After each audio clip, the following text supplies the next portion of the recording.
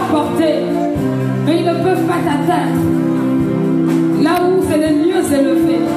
Les lieux élevés, c'est l'endroit divin. C'est cet endroit où seul toi et Dieu vous vous trouvez. Et il te fait gravir les échelons dans l'incompréhension totale des ennemis.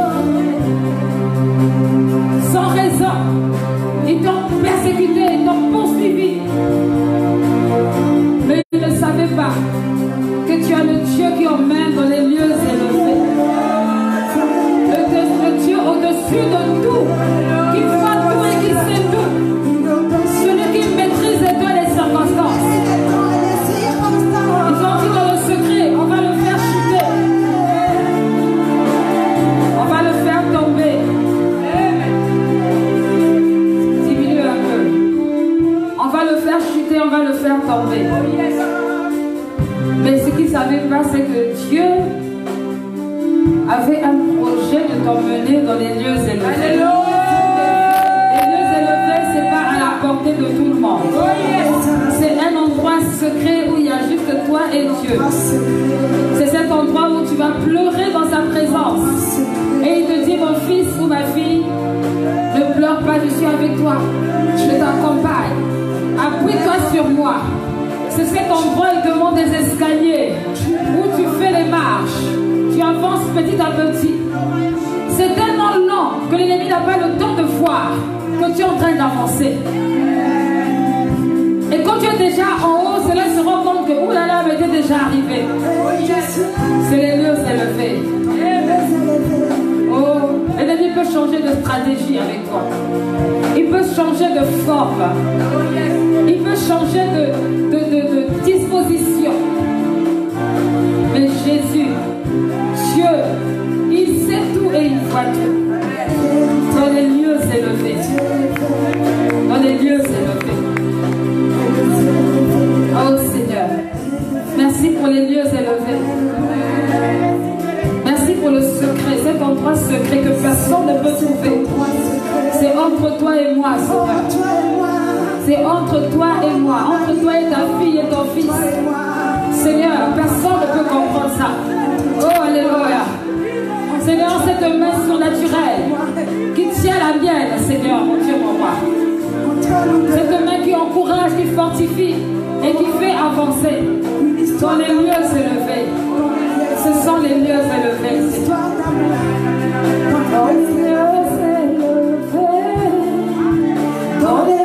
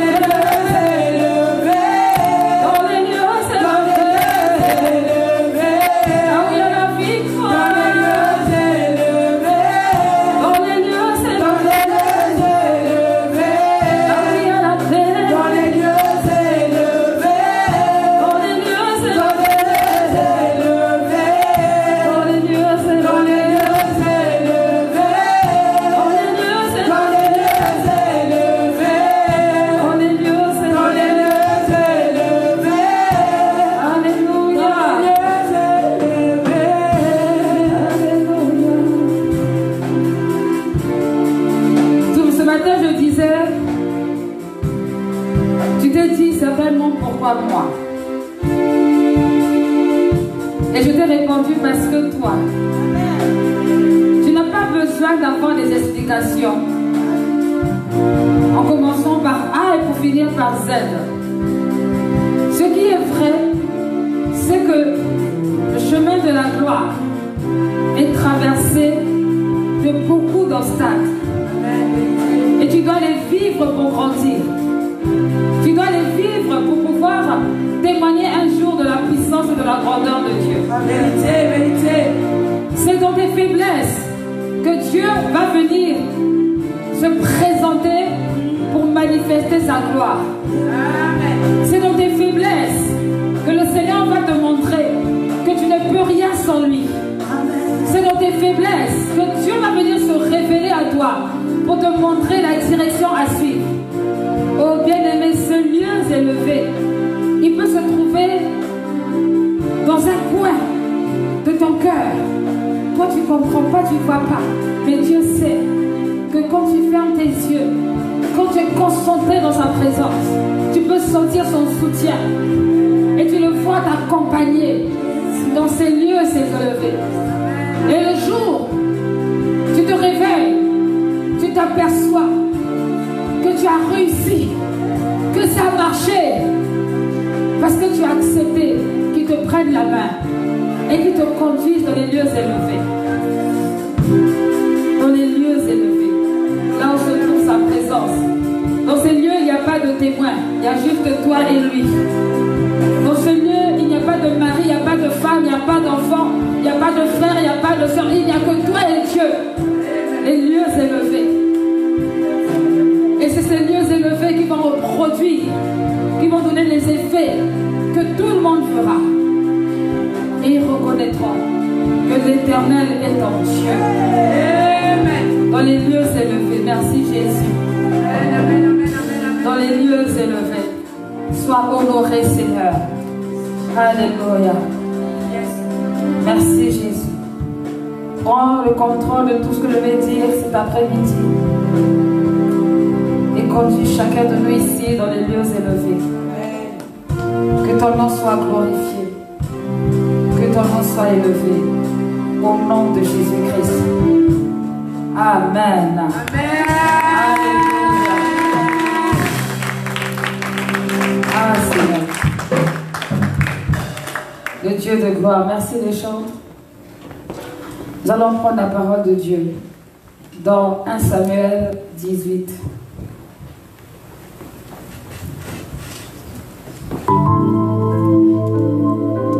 Samuel 18.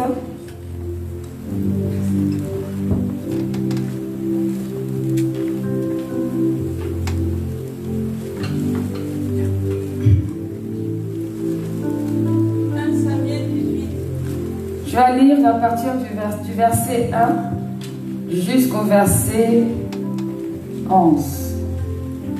Dis la parole du Seigneur. David avait achevé de parler à Saül. Et dès lors, l'âme de Jonathan fut attachée à l'âme de David.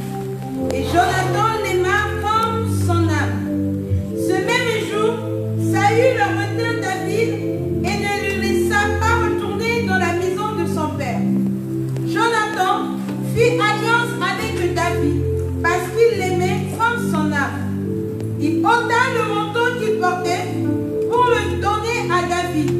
Et il lui donna ses vêtements, même son épée, son arc et sa ceinture. David allait et réussissait partout où l'on voyait Saül. Il fut mis par Saül à la tête des gens de guerre. Et il plaisait à tout le peuple, même aux serviteurs de Saül. Quand il revenait, lors du retour de David, après qu'il eut tué le Philistin, les femmes sortirent de toutes les villes d'Israël au-devant du roi Saül, en chantant et en dansant au son des tambourins et des triangles, et en poussant des cris de joie. Les femmes qui chantaient se répondaient les unes aux autres et disaient: Saül a frappé ses mille, et David ses 10 000. Saül fut très irrité, et cela lui déplut. Il dit: on en donne 10 000 à David, et c'est à moi que l'on donne les 1000. Il ne lui manque plus que la royauté. Et Saül regarda David d'un mauvais œil à partir de ce jour et dans la suite. Le lendemain, le mauvais esprit venant de Dieu saisit Saül, qui eut des accès de délire au milieu de la maison. David jouait comme les autres jours, et Saül avait sa lance à la main. Saül leva sa lance, disant en lui-même: je frapperai David contre la paroi. Mais David se détourna de lui 2 fois. Amen. Dis, tu ne peux pas. Tu ne peux pas. Tu ne peux pas. Tu ne peux pas. Non, ta façon de dire là, vraiment, ça ne me courage pas. Tu ne peux pas.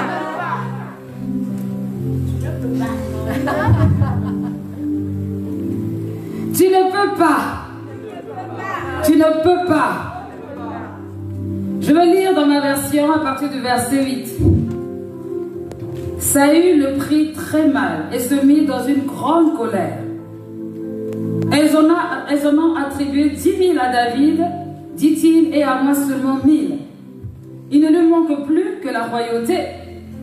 À partir de ce moment-là, Saül regarda David d'un mauvais œil. Dès le lendemain matin, un mauvais esprit envoyé par Dieu s'empara de Saül, de sorte qu'il entra dans un état d'exaltation au milieu de sa maison. Comme les autres jours, David jouait de son instrument. Saül avait sa lance en main. Soudain, il la lança en se disant, « Je vais le clouer contre la paroi. » Mais par 2 fois, David esquiva le coup. Amen. Amen. Oh, amen. Sur le parcours de la gloire, sur le chemin de la gloire, Dieu permettra que tu rencontres un Saül, un Jonathan et des personnes qui comparent. Que tu le veuilles, que tu ne le veuilles pas, ça fait partie du processus de quelqu'un qui doit réussir, qui va avoir le succès. Seulement ton Saül, tu peux le connaître comme tu peux ne pas le connaître. Ton Jonathan, tu peux même ne pas le connaître et pourtant il est placé juste à côté de toi. Par contre, les comparateurs, tu vas les voir tous les jours. Ils viendront vers toi avec beaucoup de discours. Et ils ne vont jamais faire les choses de façon discrète. Ils viennent avec, peut-être de façon naïve, l'intention de valoriser et de dévaloriser. Et si toi, tu n'as pas la sagesse, si tu n'es pas conduit par le Saint-Esprit, tu peux tomber dans leur piège. Tu auras des personnes qui viendront te voir pour te dire tu es meilleur qu'eux ou tu es moins qu'eux. Et tu vas commencer à avoir des états d'âme, des attitudes qui peuvent te sortir du chemin que le Seigneur a tracé. Le chemin de la gloire que le Seigneur a tracé. David était choisi par Dieu.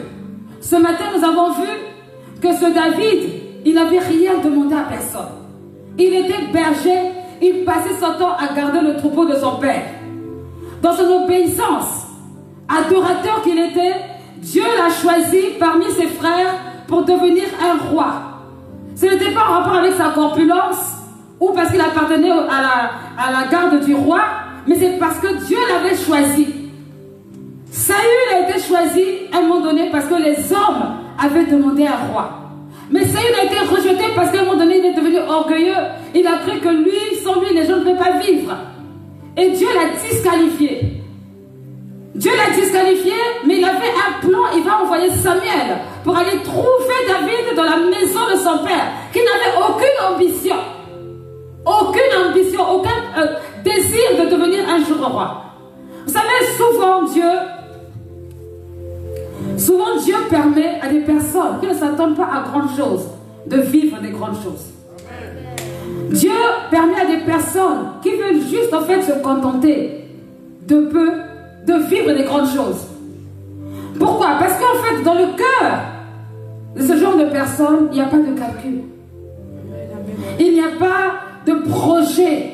Et quand je dis le projet, ce n'est pas des projets dans le sens d'être quelqu'un de bien, mais des projets de devenir grand plus que les autres.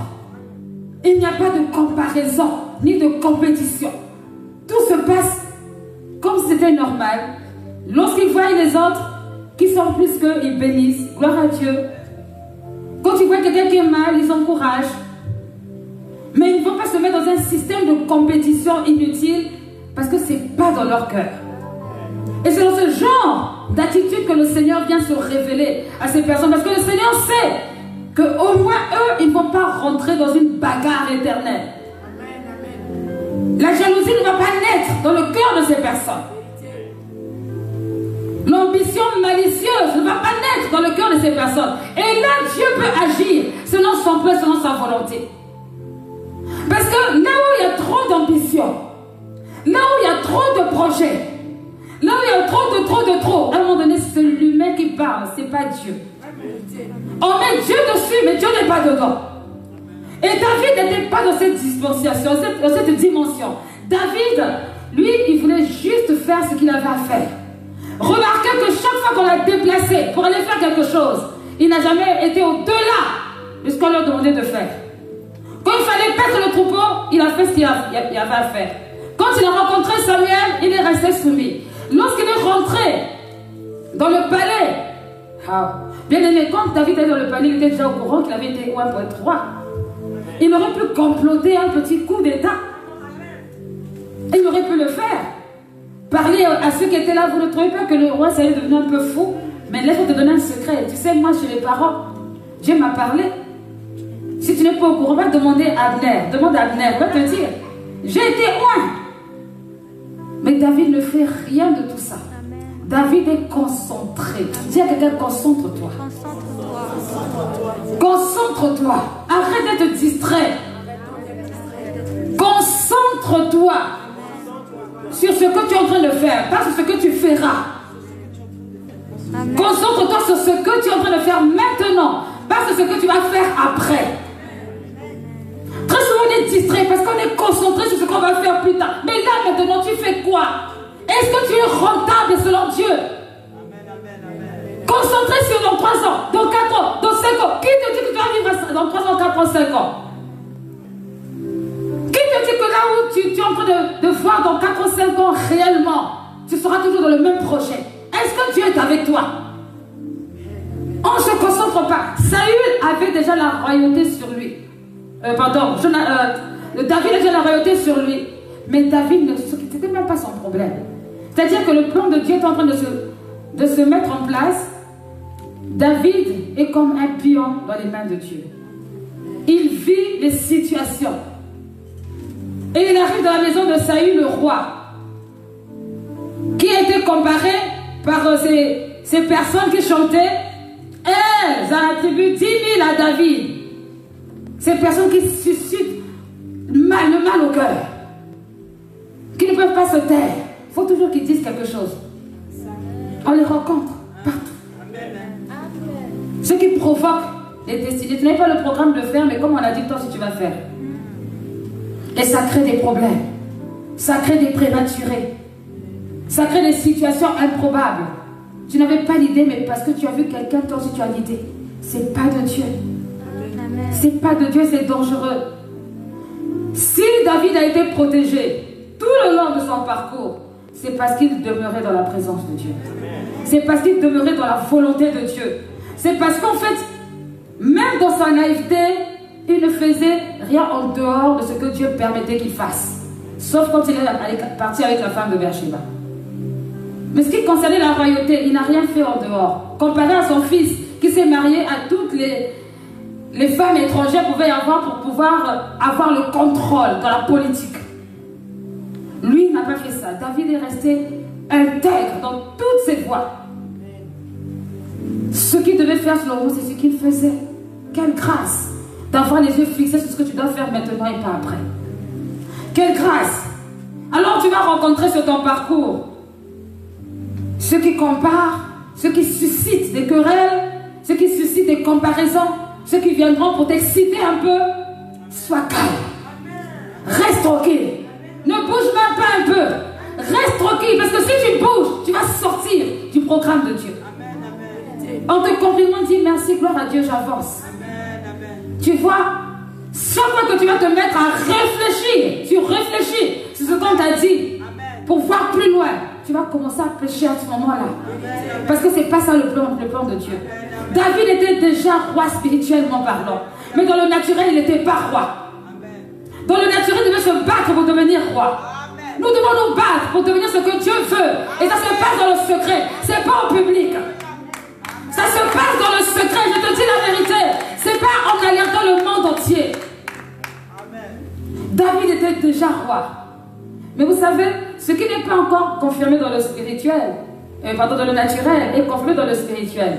Donc l'esprit qui fatiguait Saül était déjà au courant de ce qui se passait. Nulle part c'est écrit que Saül eut connaissance que David avait été un roi. Mais pourquoi est-il jaloux? Qu'est-ce qui s'est passé? Qu'est-ce qui s'est passé pour que David soit jaloux? Saül soit jaloux, pardon. Qu'est-ce qui s'est passé? Rien qu'une phrase qui est passée par la bouche de ceux qui comparent, ça a mis Saül dans tous ses états. Et tout à coup, soudain, il l'a. Vraiment. Est-ce que dans le salon, on peut rester avec sa lance? C'est quoi ce projet? Qu'est-ce qu'il faisait avec la lance, David? Saül, pardon. Qu'est-ce qu'il faisait avec la lance? Vous savez, quand vous avez de la haine dans le cœur, le diable va vous donner des inspirations bizarres. Vous allez avoir des inspirations très étranges. Mais Dieu est au contrôle de ça. C'est ça qui est intéressant. Des inspirations bizarres, mais Dieu est au contrôle de ça. Parce que la Bible dit ici que Dieu a envoyé un mauvais esprit à Saül pour le disposer aux mauvaises choses. Le diable aussi profite. Donc en fait, il y a des choses qui sont organisées. Rien n'échappe à Dieu. Dieu sait tout. Dieu voit tout. Mais pour montrer sa grandeur, il a essayé. Il a murmuré dans son cœur. Je vais le clouer contre la paroi. Si seulement David savait. Il y a beaucoup de choses qu'on médite contre toi, tu n'es pas au courant. Toi, tu es assise là tranquillement. Tu ne fais pas attention, mais il y en a un qui a programmé. Quand il te voit, il dit attends un peu. Tu vas passer par là, tu vas voir. Amen. Et malheureusement, quand on n'est pas en esprit, on peut facilement tomber dans le piège. Si David avait écouté les conseils, parce que je suis sûre qu'il y a plein de conseils autour de lui. Non, tu sais, tu n'as rien fait, c'est pas normal, le roi il exagère quand même, tu as vraiment le droit de te révolter. Je pense que David n'allait pas arriver à être roi de tout Israël. Il allait s'arrêter à Hébron, à Juda. Il allait s'arrêter au niveau de Goliath, mais la suite n'allait pas avoir lieu. Je vais attirer notre attention pour nous dire que sur le chemin de la gloire, le parcours de la gloire, ce type de personnage qu'on peut rencontrer, il faut avoir beaucoup de sagesse pour ne pas tomber dans les pièges du diable. Il faut avoir beaucoup de sagesse pour ne pas réagir rapidement sous l'effet de la colère, sous l'effet de l'enthousiasme, sous l'effet de ce que certaines personnes disent. Frères, sœurs, fais attention, parce que le temps de Dieu, ce n'est pas ton temps. Les hommes ont leur temps, mais Dieu, il a son temps. Et Dieu fait toutes choses bonnes parfaitement en son temps. Et tu ne peux pas. Et si tu es de Dieu, même si on complote contre toi, tu ne mourras pas, tu vivras. Amen. Parce que Saül avait tout l'occasion. Il aurait pu tuer David et inventer une histoire. Amen. Que je n'ai pas fait exprès, puis la lance est partie. C'était le roi qui allait se passer. Personne n'allait rien le faire. Amen, amen. Mais Dieu contrôlait Saül. Dieu contrôlait Saül. Amen, amen, amen. Et ce qui est merveilleux dans l'histoire que je suis en train de lire, c'est vraiment l'arrivée de Jonathan. Dans ton parcours, tu vas rencontrer des Jonathan. Ces Jonathan sont des personnes vraiment où leur cœur est disposé juste pour permettre que tu arrives à un autre niveau. Le niveau de l'élévation. Peut-être pas le niveau de l'élévation supérieur, mais au moins un début. Parce que bien aimé, s'il n'y avait pas Jonathan, Saül allait faire de David sa proie. Et il allait vraiment le tuer. Parce que Saül avait mijoté beaucoup de pièges. Des pièges en tout genre. Parfois, il a fait passer une élévation. Et en fait, derrière, c'était un piège pour tuer David. Et si Jonathan n'était pas là? Jonathan, c'est une personne qui est prête à se donner pour toi. Jonathan, c'est une personne qui t'aime non pas pour ce que tu as, mais pour ce que tu es. Amen, amen, amen. Jonathan est une personne que Dieu a mandaté, a prédisposé pour t'aider à aller de l'avant. Jonathan est une personne qui a de l'affection. Cette affection n'est pas calculée. C'est une affection spirituelle. C'est pour cette raison que lorsqu'on parle de l'amour, de l'amitié, l'amitié philéo, on parle de David et Jonathan. C'est une amitié où personne ne peut venir ébranler. Aucune femme, aucun homme, aucune situation ne peut venir ébranler cela. Parce que de voir David progresser. Je rappelle quand même que Jonathan était le fils de Saül, c'était son père.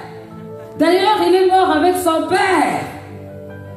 Mais il n'a pas permis à ce que David meure.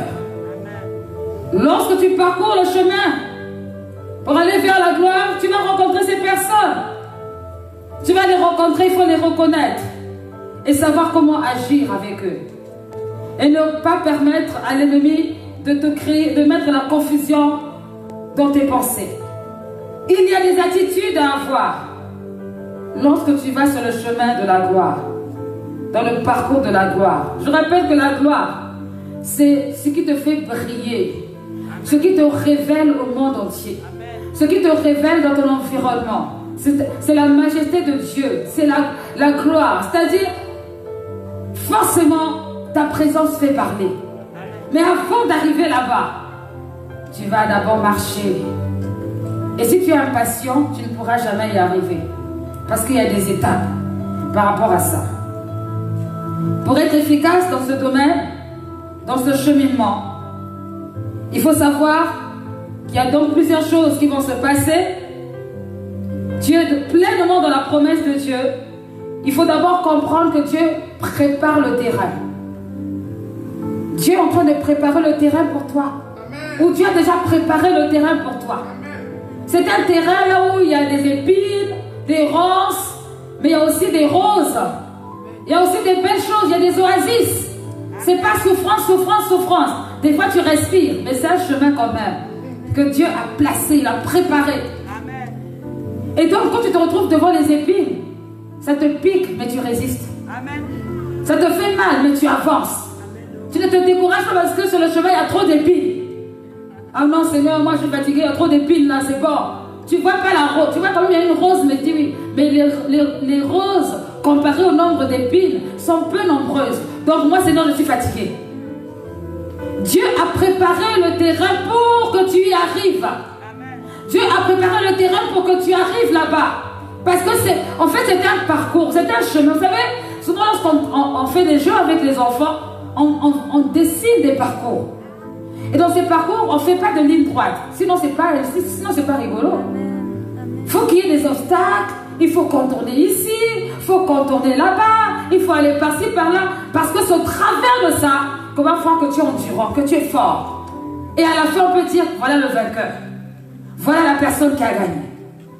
Donc Dieu prépare le terrain. Il prépare ce terrain pour toi. Et tu ne peux pas comparer le terrain que tu as avec le terrain de quelqu'un d'autre. Tu ne peux pas préparer le terrain en disant oui, je ne comprends pas. Pourtant, le Seigneur m'a appelé. Pourtant, le Seigneur m'a dit de faire telle formation. Mais Joël avait fait cette formation. Lui, il a réussi facilement. Et pour moi, ça devient beaucoup de problèmes. Je ne comprends pas ma vie. Ça m'énerve. Ne compare pas. Tu ne sais pas d'où vient la réussite de Joël. Tu ne sais pas d'où viennent les progrès de Joël. Tu ne connais pas son parcours. Vous savez, il y a des gens qui ne disent jamais rien. Ils vous montrent seulement la réussite. Mais ils ne vous disent pas les combats qu'ils ont eus. Ils le cachent par orgueil pour montrer qu'ils sont trop forts. Certains, ils ne font pas d'efforts, mais ils ont des pistons. D'autres, ce sont des origines de famille qui les aident. Mais toi et moi, nous n'avons que Dieu. Nous n'avons que le Seigneur. Comme dit la chanson, je n'ai personne derrière moi, personne devant moi. Donc tu ne peux pas comparer ton parcours avec le parcours de quelqu'un d'autre. Tu n'as pas le droit de faire ça. Tu n'as pas le droit. Regardez la vie de David. Est-ce que son père était roi? Est-ce que le père de David était roi? Répondez-moi. Est-ce que le père de David pouvait comprendre les combats de David? Il ne peut pas comprendre ces combats. C'est pas possible. Il n'a pas vécu ça. Le père de David n'a pas vécu la jalousie d'un roi. C'est quand même le roi. C'est quand même le roi qui est jaloux. Dieu prépare le terrain. Amen. Et comme Dieu prépare le terrain, il faut que tu marches dans ses voies, selon ses principes, comme David l'a fait. Tu ne profites pas des situations pour agir mal ou pour aller vite, mais tu y vas pas à pas selon la parole de Dieu. Tu y vas avec conscience spirituelle. Tu restes un adorateur, puisque David était un adorateur. Tu restes une personne endurante. Tu restes une personne ferme, une personne tenace, une personne loyale, Amen. une personne vraie. Amen. Amen. Et même dans les peurs, Amen. dans les peurs, tu t'adresses à Dieu. Tu t'adresses à Dieu parce que c'est lui qui sait là où tu te trouves. Quand on chantait tout à l'heure dans les lieux élevés, j'avais vraiment cette image d'un endroit vraiment solitaire où il n'y a personne. Cet endroit est recouvert de la gloire de Dieu. Mais il n'y a que deux personnes, toi et Dieu. Amen. Amen. Il n'y a que toi qui vois, personne ne voit. C'est entre toi et Dieu. Et à cet endroit secret, Dieu te parle. À cet endroit secret, Dieu te dirige. À cet endroit secret, Dieu t'encourage.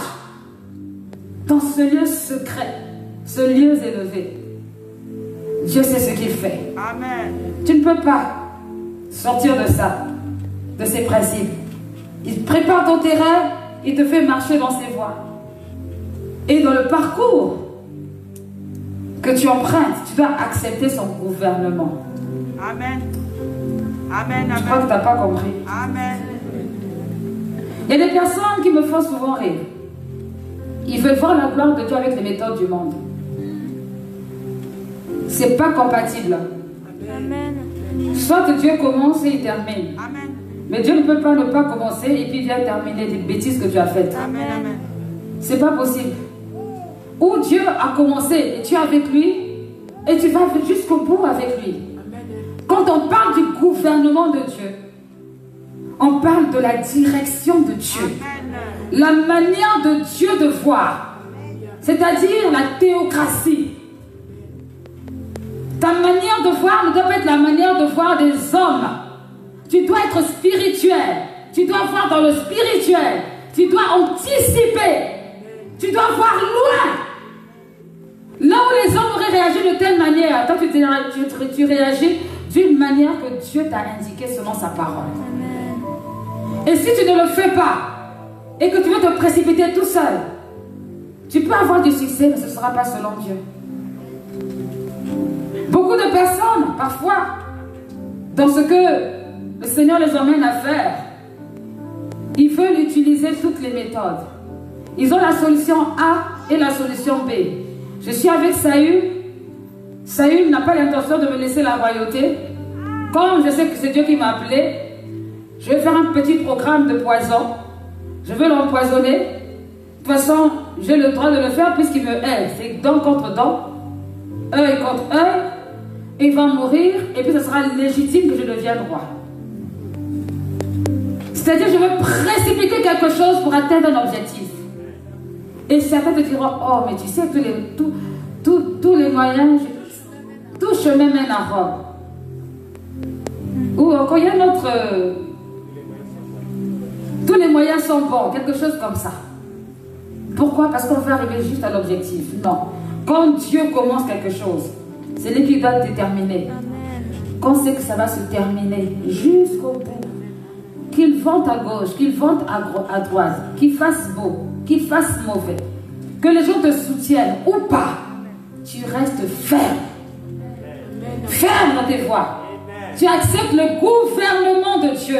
Vous savez, si vous allez au ciel, vous allez être choqués. Vous allez être choqués par la manière dont il y a la discipline au ciel. Je ne pense pas qu'il y a un ange qui peut dire au ciel, là où est l'Esprit de Dieu, là, la liberté.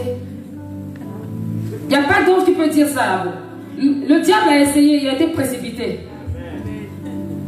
Il y a une discipline qui est instaurée. Et d'ailleurs, c'est là aussi que le diable a copié cette discipline. Mais lui, il a copié la discipline sans amour. Et il torture les autres au travers de ça. Mais Dieu, il a sa discipline avec amour. Et c'est important de comprendre la manière dont le Seigneur fonctionne. Comment est-ce qu'il travaille? Comment est-ce qu'il avance? Sa façon de voir, ce n'est pas la façon de voir des hommes. Mais si tu ne restes pas dans le parcours que tu as tracé pour toi, tu vas passer à côté. Parfois, tu vas avoir l'impression que tu as réussi, mais tu n'as pas réussi en fait. Tu es en train de survivre, tu ne vis pas. Parce que tu n'es pas épanoui. Tu ne seras pas épanoui. Tu vas avancer, après tu sens que ça ne va pas. Tu avances, tu trouves que ça ne va pas. Mais quand tu es vraiment dans le chemin de Dieu, même dans la souffrance, tu es épanoui. C'est un peu étrange, hein? Même dans la souffrance, on se moque de toi. Depuis que tu es dans ton groupe de louanges là, tu as tellement de problèmes, on ne voit rien. Mais les mêmes qui te disent ça, ce sont les mêmes qui pleurent.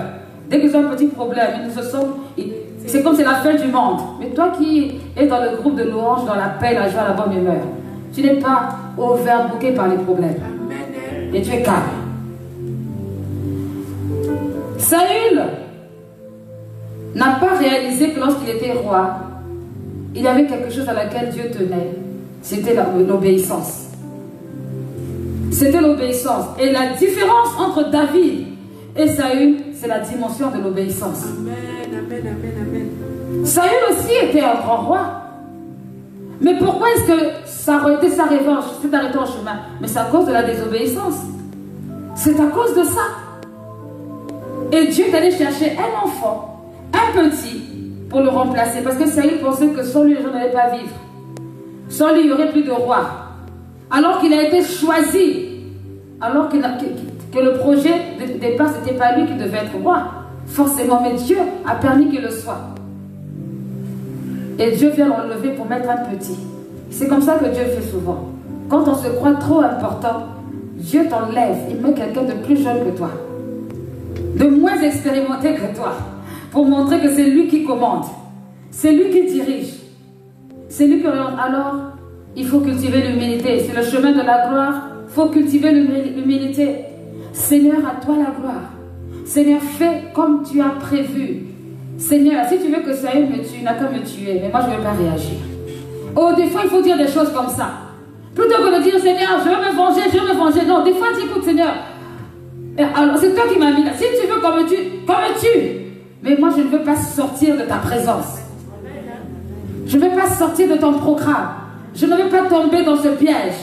Je ne toucherai pas au pan de la robe de celui qui m'en veut. Je ne deviendrai pas un méchant ou une méchante pour faire plaisir aux hommes. Je refuse cela. C'est ça le parcours de la gloire.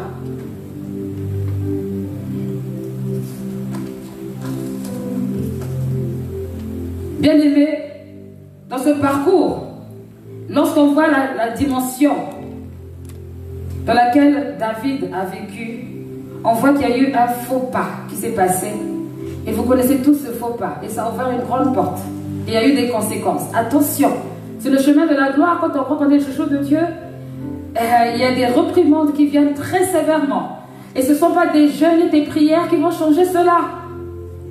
Parce que beaucoup pensent que le jeûne et la prière, c'est une recette pour éloigner la colère de Dieu. Des fois, ça ne marche pas. Ça ne fonctionne pas.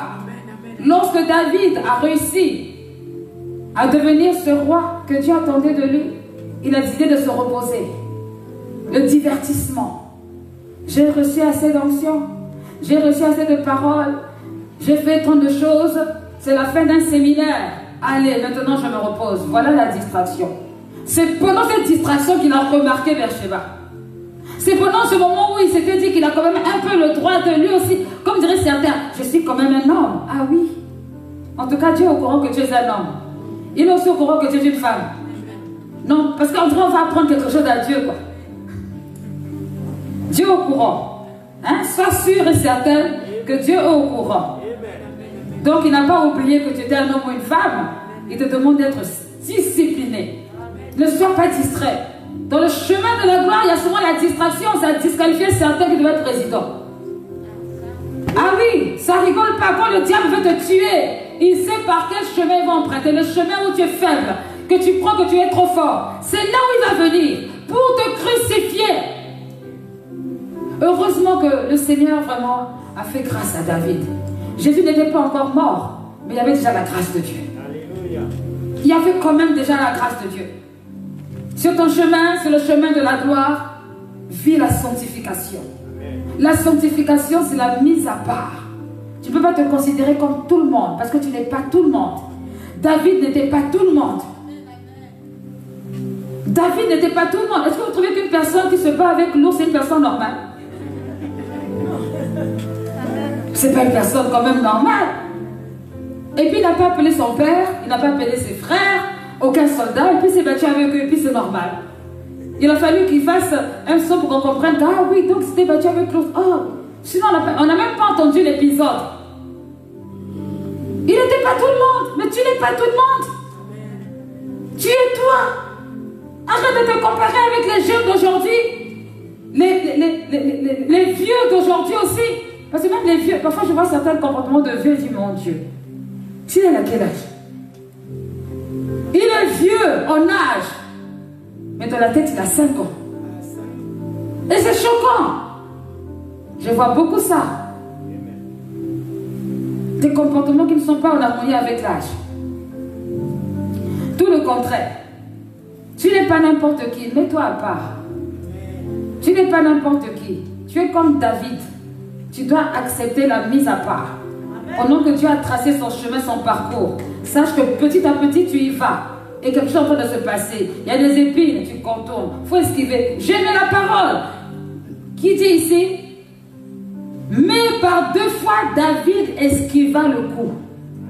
David n'a pas retroussé les manches. Quoi? Tu veux me tuer? Attends. On va voir ça. Un vieux comme toi, on va se battre aujourd'hui. David n'a pas fait ça. David a esquivé les coups. Esquiver, ça veut dire passer à côté. Tu sais que ça vient, tu fais ça. Ça vient, tu fais ça. Mais tu ne fais pas de défi tête à tête. Aujourd'hui, on va savoir. D'abord, Dieu m'a oué déjà. Je suis au courant. Lui-même, s'il ne sait pas, ce n'est pas mon problème. On va voir qui est plus fort aujourd'hui.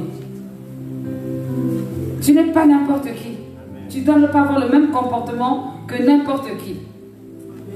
Sur ce chemin qui est tracé, le chemin de la gloire, tu verras qu'en général, ceux qui réussissent, puisqu'ils marchent de la sanctification, ça fait de ces personnes des personnes consacrées. Consacrées et qui vivent à fond la direction que Dieu leur donne. Ils vivent à fond. C'est ce que David a fait. David, on l'a conduit dans le palais, pas pour être roi, mais pour jouer de la musique. Et il a joué à la musique à fond. Il n'a pas vu autre chose. Donc, dans chaque étape que tu vas traverser, fais-le à fond. Même avec les difficultés, fais-le à fond, ne néglige pas. Parce que ça, il y a des enseignements à tirer à chaque étape. Il y a des enseignements à tirer à chaque étape de notre vie. Vis cela à fond. Fais-le à fond, sois une personne consacrée. Et aussi, durant ce chemin, sois une personne qui observe. Vois ce que Dieu va faire. Observe. Observe. Quand tu vas observer, tu vas bien agir. Mais si tu n'observes pas, tu vas tomber dans les pièges de l'ennemi. Et ça devient très dangereux. Si David a esquivé, c'est parce qu'il a observé. Je pense que pendant qu'il jouait à sa flûte ou à sa lyre et à cet instrument, il devait voir un peu ce qui se passait tout autour. Il ne faut pas tout le temps fermer les yeux. Dis à quelqu'un, il ne faut pas tout le temps fermer les yeux. Il ne faut pas tout le temps fermer les yeux. Il faut les ouvrir au temps opportun. Parce que tu ne sais pas à quel moment une flèche va arriver sur toi. Des fois, il faut ouvrir les yeux. Ouvre les yeux et demande au Seigneur d'ouvrir les yeux spirituels pour voir. Si tu n'ouvres pas les yeux, tu vas être surpris. L'observation te permet de discerner. Et j'ai envie de dire que le discernement, même des esprits, ce n'est pas seulement le domaine spirituel, c'est aussi le domaine naturel. Tu observes la personne. Et tu sais qu'en observant, tu peux apprendre beaucoup. 50% de ce que tu vas connaître, ce sera de l'observation. Et le reste, Dieu va rajouter. C'est très important. Même dans la dimension de la délivrance. C'est pas tout que le Saint-Esprit nous dit. Parfois, le Saint-Esprit te dit rien. Mais comme tu as de l'expérience, tu observes, tu sais que ça, c'est ça. Tu vois les yeux de la personne, tu sais que là, c'est ça. Et quand tu prononces la parole, le Saint-Esprit confirme. C'est de l'observation. Et dans ton parcours, tu dois apprendre à observer. Ne sois pas un mouton. Tu marches, tu vas où? Je ne sais pas, mais je vais seulement. C'est dangereux. Tu vas trouver des choses qui vont t'arrêter en chemin. Observe. Et même parfois, dans ce parcours, vous êtes deux en train de marcher ensemble. L'autre est peut-être pressé. Toi, tu y vas lentement. Sûrement. Quand il va se cogner, toi, tu ne vas pas passer par là. Tu passeras ailleurs. Parce que tu as observé. Ne sois pas pressé. Observez. Je sais que c'est dur. Pour cette génération, c'est dur d'observer. On ne veut pas observer. On veut rapidement faire du copier-coller. Des choses recettes, des messages recettes, des actions recettes. Bien aimé, les recettes, toutes les recettes ne sont pas bonnes. Il y a des recettes qui sont mauvaises. Et puis il y a des recettes où on vous cache des secrets. On te donne juste l'essentiel. Le reste là, c'est du vécu. C'est du vécu. Lorsque David a constaté que Saül devenait jaloux, il a commencé à avoir une attitude. Au verset 12, il est écrit: à partir de ce jour-là, Saül craignait David, car l'Éternel était avec David. Alors il s'était retiré de lui.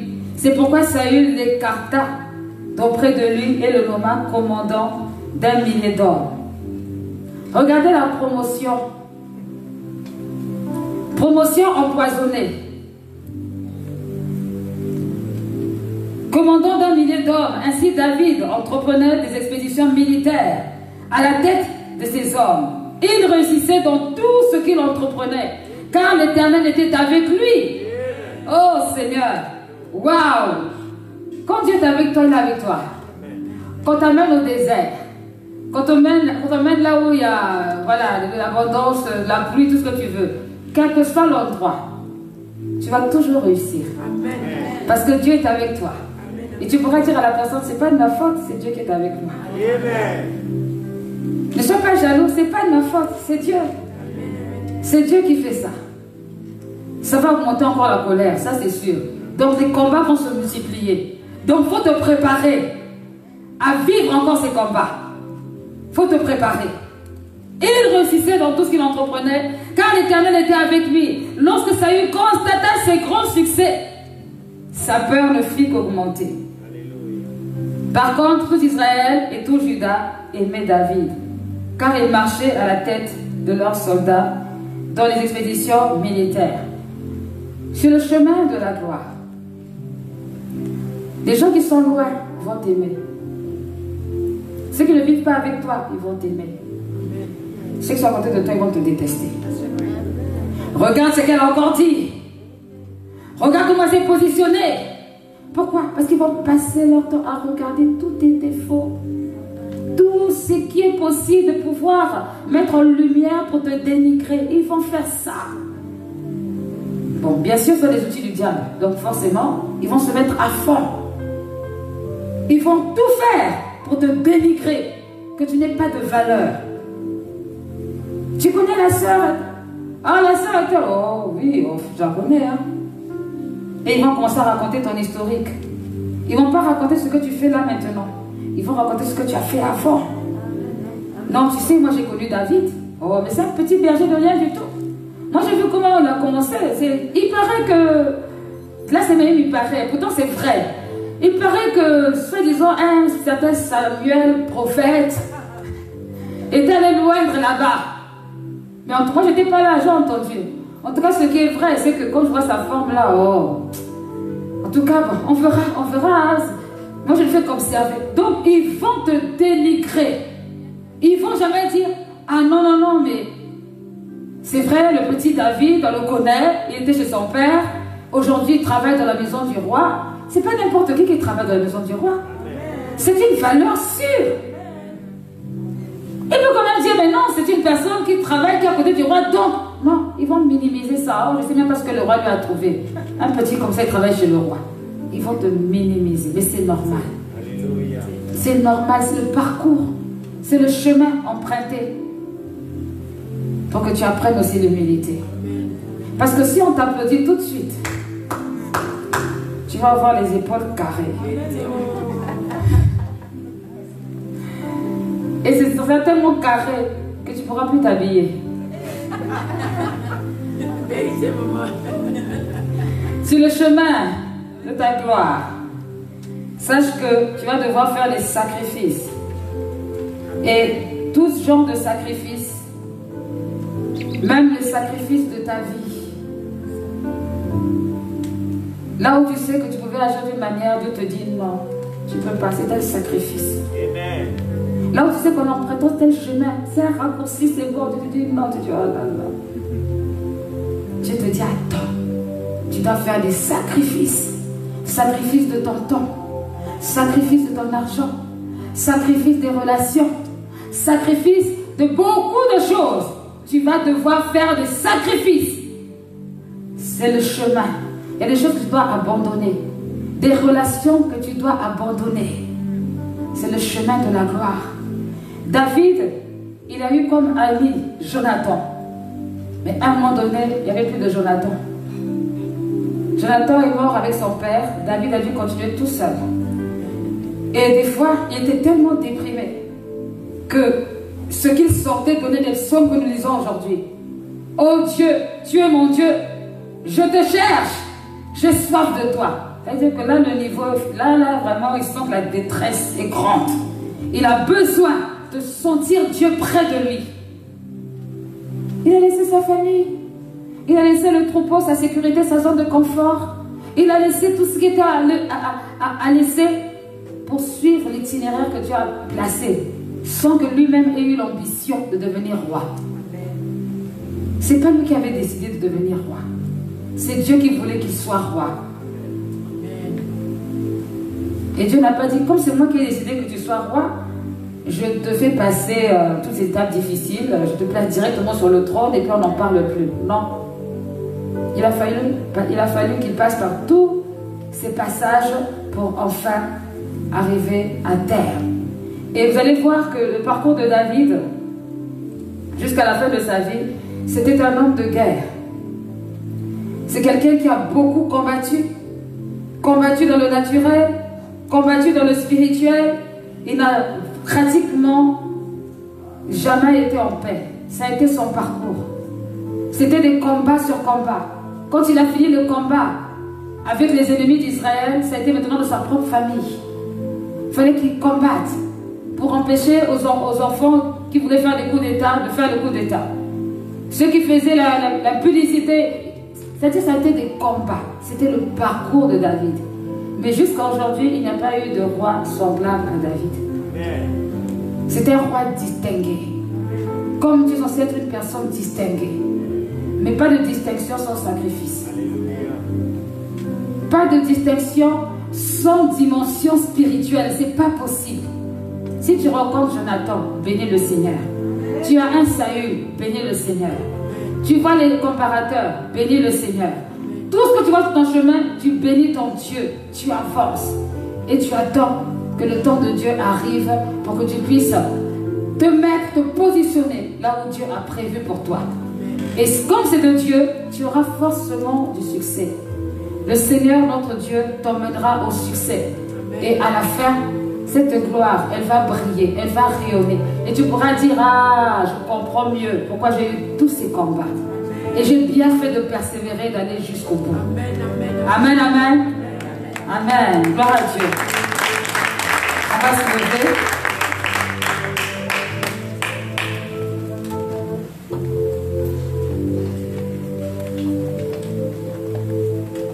J'aimerais que chacun de nous élève la voix pour ce passage, ce message sur le chemin de la gloire, et que vraiment chacun soit encouragé, fortifié. Par rapport à la dimension de sa vie, l'étape où il se trouve, que chacun soit fortifié et encouragé. Et demande au Seigneur la force pour ne pas s'arrêter en chemin, pour continuer malgré tout. Malgré tout, Seigneur, je continue. Malgré tout, Seigneur, je continue, je ne m'arrête pas. Malgré tout, Seigneur, je persévère. Malgré la présence, Seigneur, de Saül, la présence de Jonathan, la présence, Seigneur, de ceux qui comparent, les épines, les rances. Seigneur, je veux regarder aux roses que tu as placées. Je veux regarder au Dieu de gloire à ce que tu as programmé, à ce que tu as prévu. Seigneur, je m'attends à toi. Je m'attends à ta gloire. J'ai confiance en toi, Seigneur. J'ai confiance en ta bonté. J'ai confiance en ta paix. J'ai confiance en toi. Tu es notre Dieu. Tu es notre Dieu et notre Seigneur. Notre Dieu et notre Sauveur. Seigneur, même si on a l'impression que c'est un chemin sans fin, oh Seigneur, je sais qu'avec toi, il y a toujours une fin à toute chose.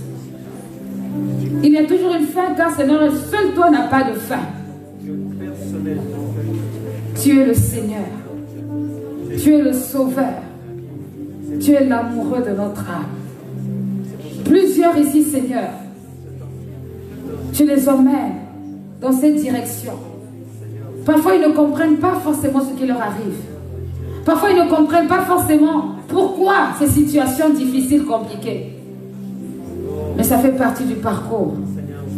Ça fait partie du chemin.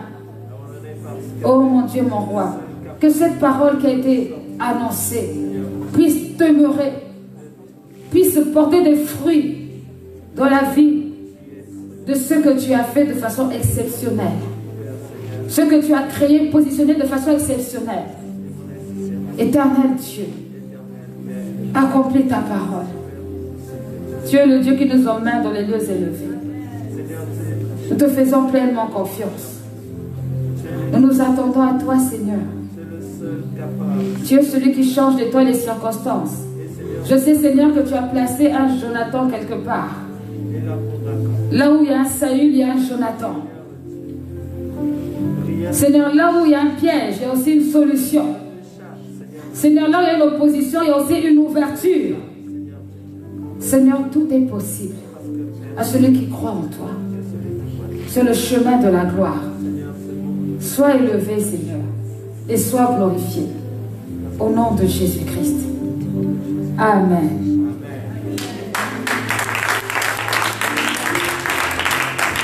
Alléluia. Alléluia. Clamons le Seigneur pour ce message très édifiant. Un message très préventif. Un message qui est certainement curatif pour quelqu'un.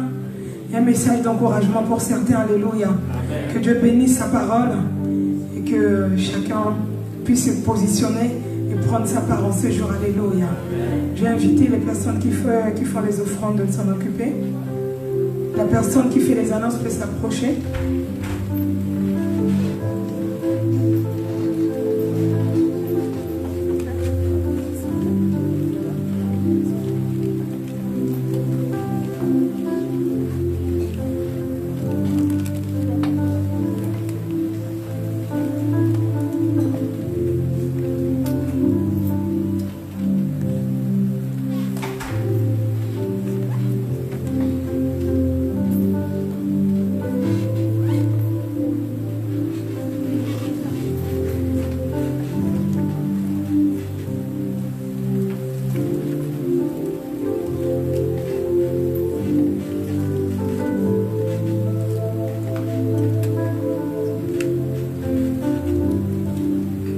Je vous invite à vous lever, nous allons prier pour ces offrandes.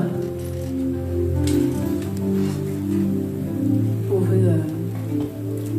élever la voix pour rendre grâce au Seigneur, pour nous avoir permis de donner. Merci Seigneur pour les offrandes que tu as permis que nous apportions, Seigneur, dans ta maison aujourd'hui. Ta parole proclame qu'il y a plus de joie à donner qu'à recevoir, Seigneur. Alors Seigneur, reçois ces offrandes, Seigneur, comme une adoration de notre part, Seigneur. Et merci, Seigneur, pour la joie, Seigneur, que tu nous donnes, Seigneur, lorsque nous apportons pour l'accomplissement de ton œuvre. Bénis les mains qui ont donné, bénis ces offrandes, guéris les mains et les cœurs, parce que le don vient du cœur. Tout ce qui, Seigneur, vient pour empêcher l'accomplissement de ton œuvre, Seigneur. Je brise dans le nom de Jésus-Christ tout ce qui empêche à ton peuple de pouvoir pourvoir pour ton œuvre, Seigneur, dans le nom de Jésus-Christ. Amen. Bonjour à tous. Alors, je voulais savoir s'il y a quelqu'un qui vient pour la première fois aujourd'hui. Si c'est le cas, qu'elle se lève en se présentant. Non, il n'y a personne. Bon. Je vais en venir directement au programme, à l'organisation de la semaine. Tant qu'on peut le faire, c'est important. Chaque temps est important dans tout ce qui est présenté au niveau de l'Église. Donc, rendons-nous un maximum disponibles. Et notamment, nous avons tous les mardis les cours d'affermissement de la parole. C'est important d'être armé. La parole, c'est une arme, c'est une épée pour combattre dans tous nos combats de la vie quotidienne. Donc les cours d'affermissement, c'est de 19h à 21h tous les mardis. Certains mercredis, en général un mercredi sur deux, il y a une réunion pour les couples, fiancés ou mariés, de 19h à 21h. Le pasteur nous donne les informations autant voulu.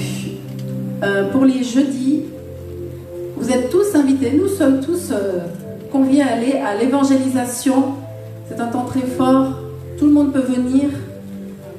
C'est à la place Stalingrad et c'est de 11h à 13h.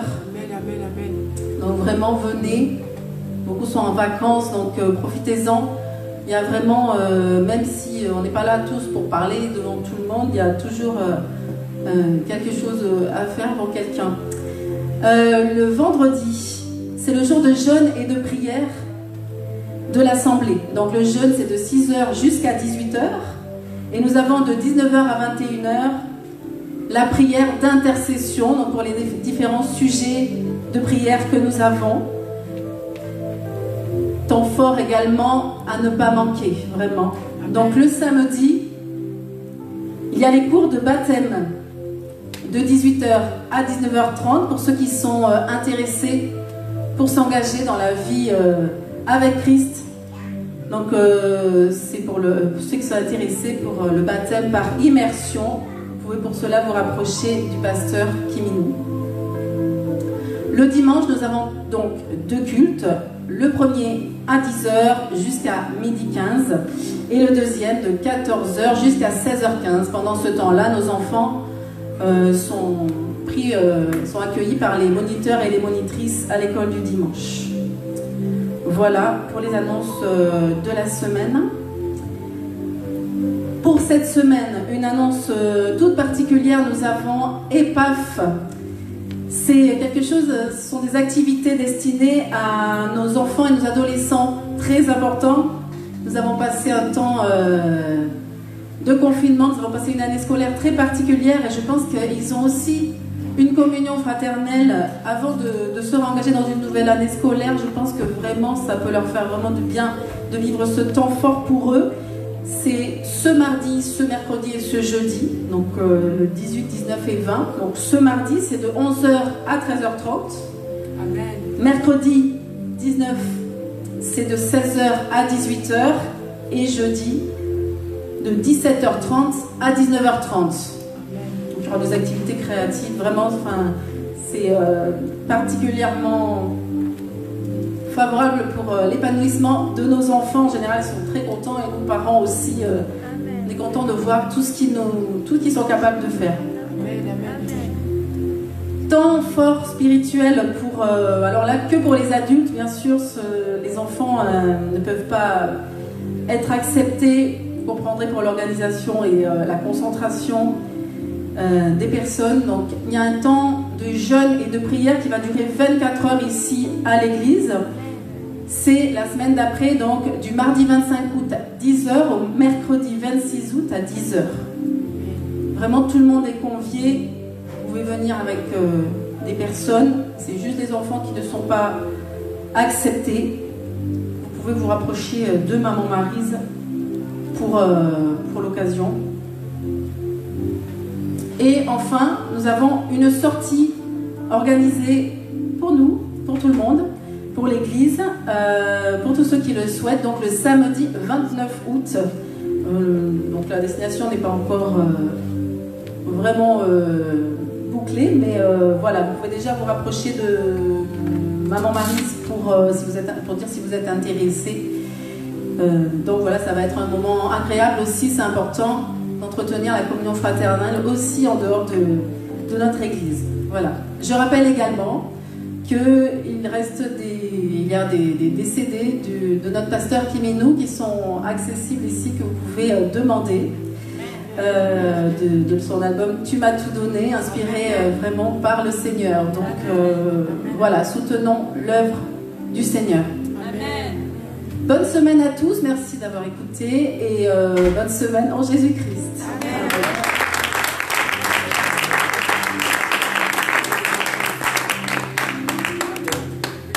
Alléluia. On va se tenir debout à prier pour la fin. Dieu de gloire, je te bénis, Seigneur, Dieu de gloire, ce matin pour tout ce que tu as fait. Seigneur, depuis ce matin, tu étais avec nous, Seigneur.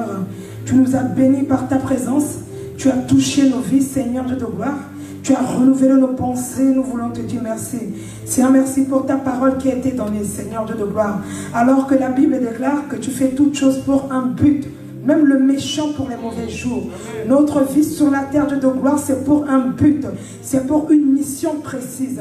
Seigneur, alors que ta parole, Dieu de gloire, a été annoncée ce matin, j'ai la ferme conviction que tu as tracé un chemin pour tout un chacun ici en ce lieu. Dieu de gloire, c'est dans ton plan et dans ton programme que tu emmènes quelqu'un dans les lieux élevés. Je prie, Dieu de gloire, ce matin, que tu prennes la main de quelqu'un afin qu'il puisse atteindre ce but avec toi au nom de Jésus. Seigneur, je m'oppose ce matin à toutes sortes d'attitudes, à toutes sortes de stratégies que l'ennemi peut mettre en place afin de disqualifier quelqu'un. Seigneur Dieu de gloire, de rentrer dans cette mission au nom de Jésus. Je prie, Dieu de gloire, que les yeux spirituels s'ouvrent. Je prie, Dieu de gloire, que quelqu'un puisse avoir le discernement en cet endroit afin d'atteindre le but pour lequel tu l'as établi. Seigneur Dieu de gloire, en toi Dieu de gloire, nous avons le vouloir et le faire. Je prie Dieu de gloire que tu nous donnes la capacité d'avoir la bonne attitude, que tu nous donnes la capacité d'attendre, la patience. Je prie Dieu de gloire que tu brises en nous l'orgueil, que tu brises en nous Dieu de gloire tout ce qui est compétition, tout ce qui est jalousie, afin que Dieu de gloire, nous soyons les personnes qu'il faut, que tu veux utiliser, Seigneur de gloire, pour cette génération. La Bible déclare que le monde attend avec un ardent désir la révélation des fils. Dieu de gloire, le monde nous attend. Bordeaux nous attend, notre environnement nous attend, nos familles nous attendent. Nous prions, Seigneur Dieu de gloire, ce matin, que tu nous révèles, Dieu de gloire, d'un manteau spécial, afin que nous puissions atteindre le but pour lequel tu nous as établis. Seigneur, que ton esprit nous conduise au nom de Jésus. Alors que Dieu me tient, Seigneur, en ce lieu, nous avons terminé le culte. Je prie, Dieu de gloire, que tu nous conduises dans nos demeures respectives au nom de Jésus. La Bible déclare que les anges de l'Éternel campent autour de ceux qui les craignent et les arrachent au danger. Seigneur Dieu de gloire, arrache-nous de toutes sortes de dangers, de toutes sortes de pièges de l'ennemi. Seigneur, je prie que ta main puissante préserve les voitures, ceux qui seront en transport en commun. Oh Seigneur Dieu de gloire, tu es le Dieu qui protège. Protège-les par ta main puissante. Je prie que ton sang les couvre et que ton sang, Dieu de gloire, les rende invisibles à tout ce que l'ennemi prévoit sur ce chemin. Au nom de Jésus, Seigneur de gloire, je proclame la paix dans toutes les familles. Je proclame la joie dans toutes les familles. Là où il y avait des blocages, alors que nous étions dans ta présence et tu as renouvelé toutes choses. Tu nous avais dit ce matin que tu es le Dieu qui fraye un chemin. Là où il y avait les blocages, Seigneur, tu brises. Là où il y avait les chaînes, tu brises. Je prie, Seigneur, ce matin, que cela s'attache à la vie de mon frère, à la vie de ma soeur, à ma vie. Ici en ces lieux, que les blocages, Dieu de gloire, tombent, que tout ce qui est opposition tombe, que quelqu'un témoigne de ta grandeur, parce que tu te lèves, afin que nous puissions dire, Dieu de gloire, comme Job en son temps, mon rédempteur est vivant, et je sais qu'il se lèvera, même en dernier, il se lèvera pour moi, et nous croyons en cette parole. C'est pour cela, Seigneur, ce matin, avant de rentrer, nous voulons t'acclamer, parce que tu es le Dieu trop grand, que la gloire et l'honneur te reviennent, parce que tu es vivant, au nom de Jésus. J'ai ainsi prié, Amen. Bon dimanche à tous.